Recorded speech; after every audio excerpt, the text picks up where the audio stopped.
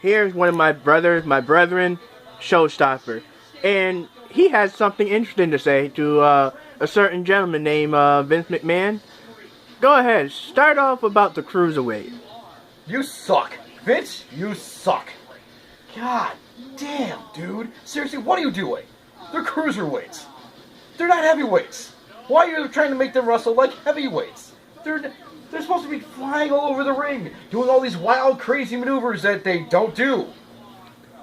Wait, that's a problem. You ever hear of the X Division? Impact Wrestling? Oh, forbidden words. I'm so sorry, Vince. I know I'm not allowed to say those things. I know I'm probably gonna get banned from YouTube now. You're gonna find a way to sue me and everything else and take my. Nah, they ain't gonna ban or anything. Yeah, I mean, Vince, dude, you need to get your head out of your ass. I know you're in your 70s now. Maybe it's time for your son-in-law to take over. Oh yeah, speaking of son-in-law, you were saying earlier about who should be better to take over WWE if Vince were to step down, whether it be Triple H or Shane McMahon. Now, obviously, both fan favorites, both have an idea of how the company's supposed to be run. However, due to experience, who do you feel has a better edge? Now, here's the question that you just asked me. Who should run the company? Right. If I were to say who should run the company, honestly, I'm going to say Shane. Who should run creative? Definitely should be Hunter. Because Shane has got a multi-million-dollar company over in China, doing video on demand. He brought something over there, did his thing over there without Vince. So he's already done his thing with a company, and he knows how to run a company. So correct. He's already got that above. Should I call him Hunter or Paul? I don't know. Should I call him by his real name? I'll just stick with just Hunter. call him Triple H, Yeah, Triple or H. Hunter, because we all know you're pretty much his brother. Paul, yeah, I mean, yeah, Triple H. Sorry about that. I had to borrow your brother, so he's here. I just look better because I got the beard. So fuck off. Well, to be fair, he actually seemed to be growing his beard lately, but not as thick. But go ahead. No, because I'm more gangster than he is. True. Okay. Case in point. Said everything about Shane. He's already ran a company, multi-million-dollar video-on-demand company in China. Hunter has done NXT. That's huge. The Performance Center was his brainchild. Another huge skit. Exactly. The Cruiserweight Classic, which was amazing. Oh my god, it was amazing. Which, to me, baffles me because it's like the Cruiserweight Classic show got me excited as well about these wrestlers, and then you look at 205 Live and you're like, what the fuck? Yeah, because Vince got his grubby little fucking hands on all these itty-bitty cruiserweights. It's like, ooh, who's gonna be my next Rey Mysterio? Only problem is, there's only one Rey Mysterio. There's only one Eddie Guerrero. Rest in peace, my favorite wrestler of all time. Stop holding on to the past. Look towards the future.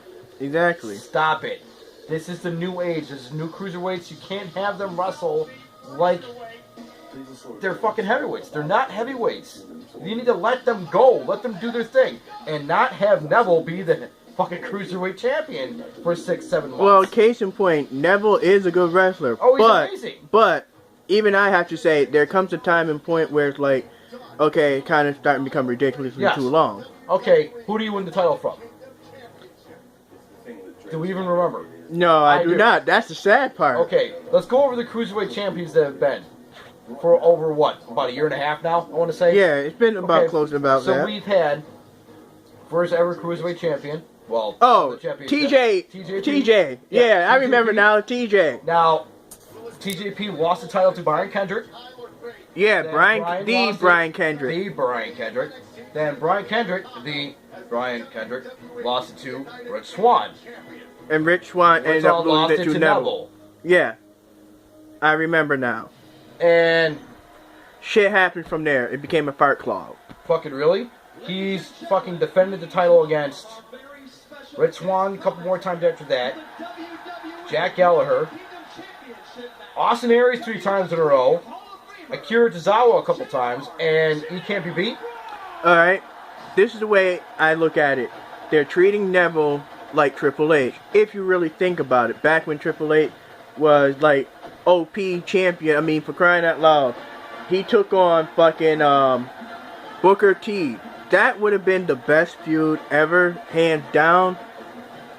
But it shat the bed early. Wait, which one now? Triple H, Booker T. Remember when Booker T was going after Oh the my first god, time? that was amazing. Yeah. That was an awesome feud. Awesome feud. Except for their match at WrestleMania sucked. Yep. They didn't mesh together at all in that WrestleMania. It was just they didn't mesh right. They were putting on a hell of a match, but the crowd was just like bored because they were doing rounded, boring wrestling.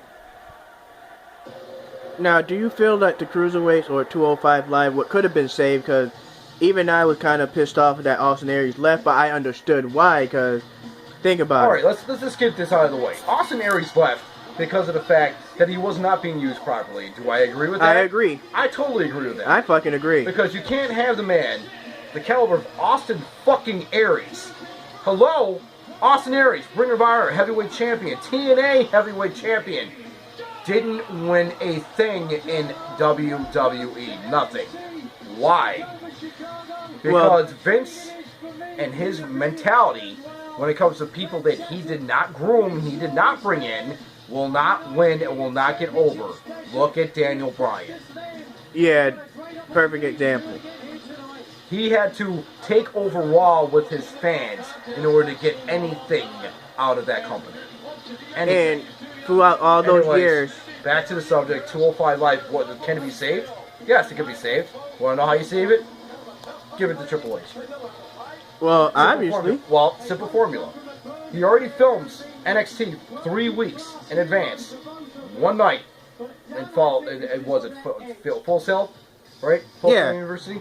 So, why can't you film 3 weeks of 205 Live down there at the same time? And Triple H lets them just wrestle. Lets them wrestle their cruiserweights. well, that's the thing. This is one of the things I actually respect and appreciate Triple H for. The man is still a wrestling fan. Even though he is a part-time performer, let's, get that out of the way. Triple H, yes, he still wrestles when he wants to. If you were to go to a house show, there is a greater chance you will have a match with Triple H in it. However, when it comes to the actual shows, like venues and everything, I mean, look how successful NXT is. We're actually watching, Tyler Bate versus Pete Dunne again, just because the TakeOver Chicago, it was a great match. So that just goes to show how well Triple H is. So, once again, you're on your phone. Hold on, I'm sorry. Somebody asked me a question. But, yeah. Oh, and for any of you that's wondering, yes, that is Triple H's younger brother. I have DNA proof of it. So, again, Hey, Triple H, want proof? we are sorry. Here's Yep. your proof. How about that? Anyways, Hunter's idea. Yes, right over All of here. it. UK, All of this. Look at that tournament. UK Championship belt. This is got to be one of the best matches I've ever seen in my life. This is talking about Shawn Michaels Undertaker both times. Yep. This is amazing. If you've never seen it, you're doing yourself a disservice. You need to watch this match. Amazing. Here, let me just give a little glimpse 'cause I don't want to get sued, but that's Pete Dunne, Tyler Bate, 2 out of the 3 members of BSS, which is Britain Strong Style, but go on, continue. That's in progress. Who gives a crap about them?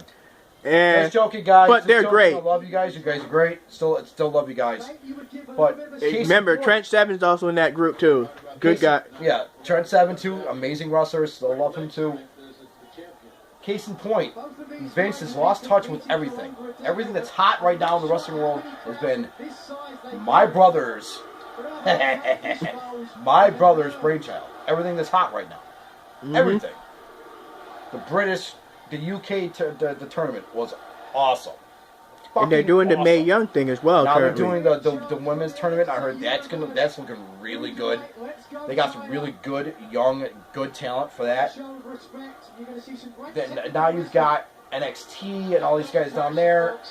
But then as soon as Vince gets a hold of something, oh nope, don't like that. I have to turn it into what I think is good. Well, that's really how that worked out.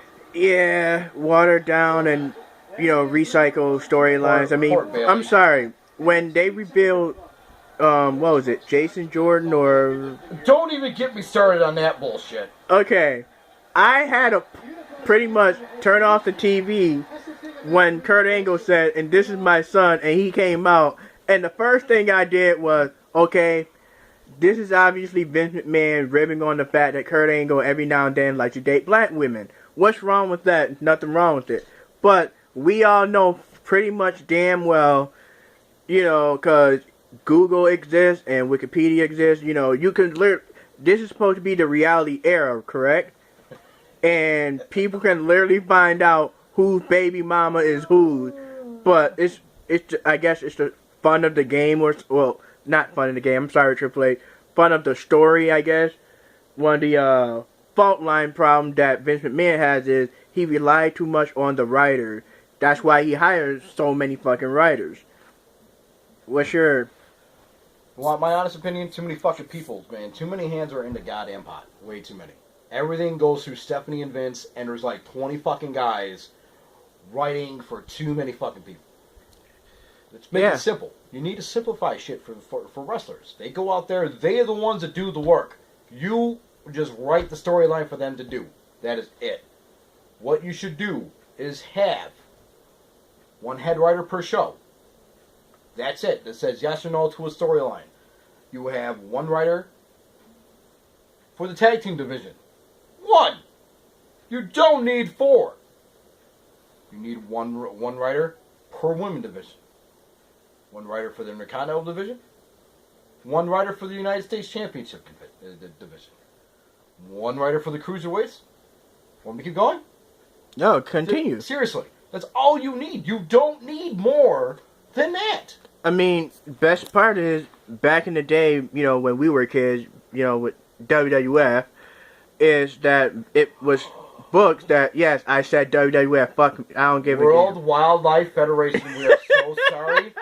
Do not sue us. We have no money for you to have. It was World Wrestling Federation at the time. The only reason why they hopped on that because they saw how much money they were grossing, and they want the money anyway. We're hitting on like 20 different subjects at once. Oh, it's only been 12 minutes, but anyway. 12 minutes of people are like, what the fuck are these guys doing? Yeah. But back then it was Vince McMahon and who was the first Intercontinental Champion? Really? One of the Stooges. Really? Yeah. Those two guys. Pat Patterson, man. Yeah, those two were the brainchild of that time. Well, that you lit up Steve our Austin childhood. Talking about their brainstorming, what they used to do. They used to go to Vince's house, sit out at poolside, and just have a brainstorming and just write session. a show. And that's it. That's it. Just the two of them. That was it. There was only two of them. And now you got even fucking Stone Cold Steve Austin said on his podcast, why do you have 20 X amount a number writer?